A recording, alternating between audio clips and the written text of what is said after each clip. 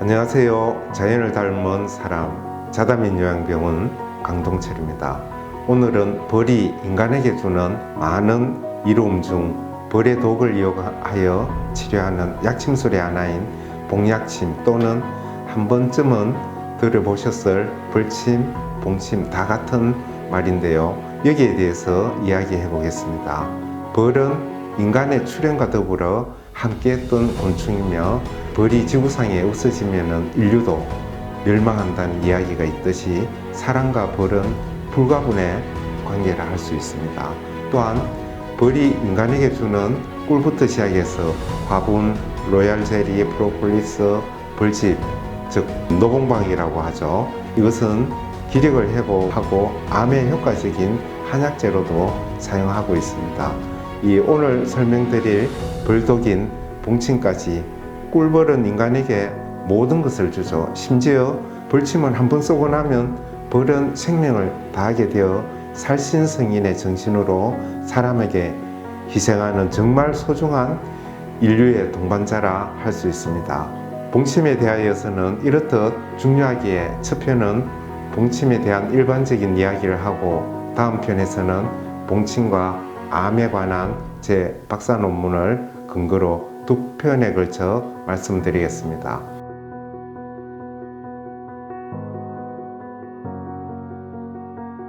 벌침은 역사적으로 정확하지는 않지만 약 4,000년 전부터 즉 인류의 시작과 더불어 전통적인 치료 방법으로 내려왔다고 생각하시면 맞을 것 같습니다. 당시에는 별다른 치료법이 없었던 때이기에 모든 질환에 사용되어 왔고 만병통치술로 여겨져 왔습니다.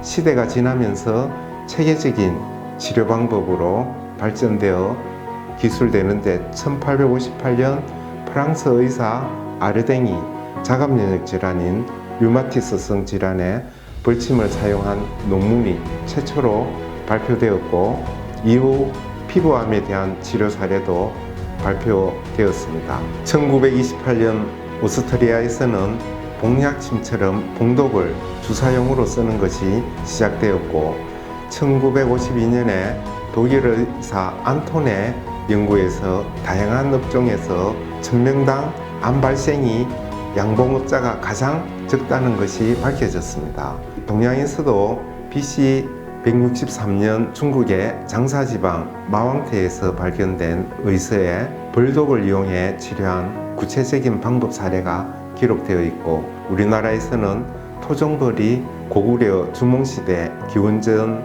58년쯤 이 양봉한 기록이 있으니 서양과 비슷한 시기에 자연스럽게 벌침이 치료에 이용되지 않았나 생각합니다. 제가 30년 전 개원 초기에 작은 이 벌통 안에 벌을 담아 한의원에 가져와서 벌침을 놓는 방법과 본인에게 맞는 혈자리를 찾아달라 하는 환우분들이 있었습니다. 주로 그분들께서는 호소하는 병증은 관절통, 신경통, 남성 성기능 강화에 관한 치유 방법이었습니다. 그러니 민간에서도 오래전부터 양봉이 시작되면서 자연스럽게 자연치유의 한 방편으로 벌침을 맞지 않았나 생각됩니다. 제가 어렸을 때도 마을 어르신들께서 벌집을 잘못 건드려 벌에 쏘이면 굉장히 고통을 받았지만 그 후 몸 상태가 좋아져서 지병이 나은 경우도 종종 있었으니 본의 아니게 벌침의 효과를 본 것이라 할 수 있겠죠.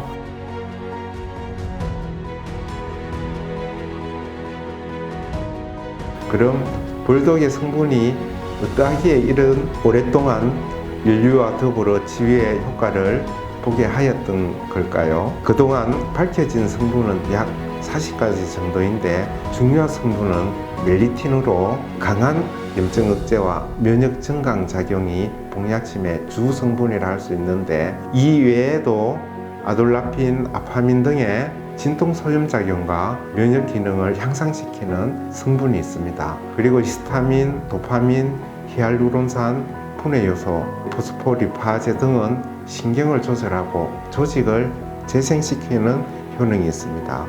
그리고 카르디오펩 성분은 심장 기능 강화와 혈액순환 증진에 효능이 있는데 제가 소개한 성분들의 효능은 인체에 작용하는 불침의 주 성분과 그 효과들인데 아직 과학적으로 밝혀지지 않는 잠재된 성분과 효능들이 불침에는 더욱 많고 현재는 임상치료 성적 등이 진행되어 항염증 작용, 임상치료 성적 등이 보고되고 이 봉침의 작용 기전에 대해서는 면역계의 변화와 내인성 코티손에 의한 항염증 작용 등 세계적으로 유수한 이 벌침에 대한 논문들이 쏟아져 나오고 있습니다. 이런 강력하고 우수한 효과로 복약침을 응용할 적응증 또한 너무 많다고 볼 수 있죠. 이 앞에서 말씀드렸듯이 면역 증강과 진통 소염작용이 주요 효능이기 때문에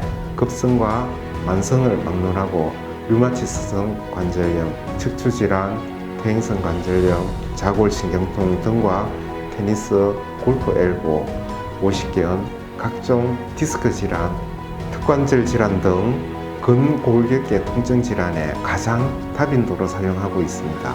좀 더 전문적인 분야로 들어가면 신경 손상 부위인 안면마비, 경련, 3차 신경통, 대상포진 후 후유증, 신경조직 재생을 위해 사용되고 있고 탈모와 피부 질환에까지도 광범위하게 사용하고 있습니다.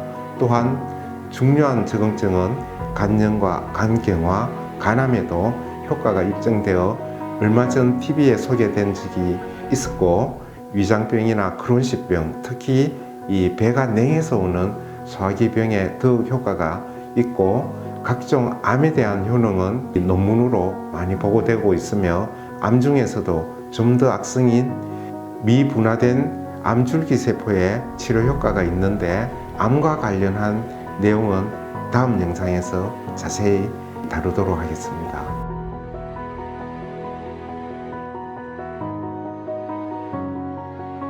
이렇게 효과가 좋다는 것은 그만큼 약성이 강하다는 것을 뜻합니다. 그래서 그에 따른 부작용도 있으니 주의하셔야 되는데 국소발진이나 가려움증, 약간의 부종은 이 면역 반응이기에 경과 관찰을 하시면서 정불판 하시면 이 얼음 찜질을 하시면 되고 아나필락시스라 하여 전신발진, 호흡곤란, 구토, 마비감 등의 증상이 나타나는 심한 부작용이 있는데 이는 생명의 위협을 가져올 수 있으니 즉시 응급처치를 하여야 합니다. 그래서 이런 아나필락시스 반응의 위험으로 근래에는 이런 알레르기 성분을 제거한 복약침도 있지만 그래도 신중하게 맞아야 하고 반드시 한의사에게 진료를 받고 알레르기 스킨 테스트를 한 이후에 용량을 조절하여 치료를 받아야만 부작용을 줄이고 효과를 증대시킬 수 있습니다. 이렇듯 복약침은 자연이 우리에게 준 선물인 만큼 소중히 감사하게 사용해야 할 것입니다. 감사합니다.